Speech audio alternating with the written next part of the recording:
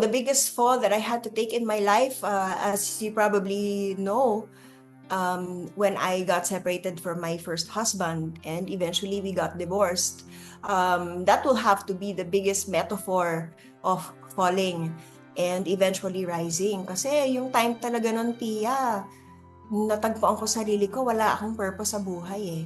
Yung kulang na lang talaga, kunin ko na yung sarili kong buhay kasi lahat ng dreams ko, lahat ng plans ko for the future was attached to that marriage. But when it was gone, I felt like I had no reason to live also. So, natagpuan ko ng sarili ko, umiyak ako sa sofa ng mga magulang ko, tapos nagpe-pray ako, Lord, wala na akong dahilan para mabuhay, kunin mo na ako, mga ganon. There are days na hindi ako makatulog, natatakot akong mamatay, hindi ko alam kung bakit. Gigising ako sa umaga, hindi ako makapag-decide kung ano, babangon ba ako, magtutubrush ba ako, kakain ba ako, o matutulog na lang ako ulit. Kasi wala talagang dahilan para mabuhay. Pero yun na nga, dahil nga nadapa tayo at bumangon, nakabangon tayo, in a way, nakabangon tayo kasi sa pamamagitan din ng GMA.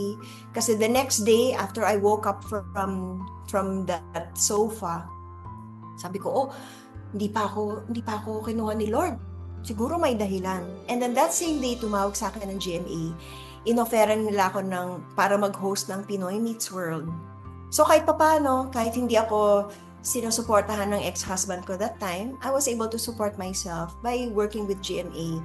Yun, parang meron akong reason at least to get up for that day kasi meron akong responsibilidad to show up for work. So, kailangan ko mag-BS, ganyan. Pero still in the privacy of my room, pag patay na lahat ng camera, ayun, depressed na rin ako. And I was depressed pa rin ako, nando pa rin yung thoughts ng Then I was only able to completely recover and be healed when I experienced the love of Jesus Christ.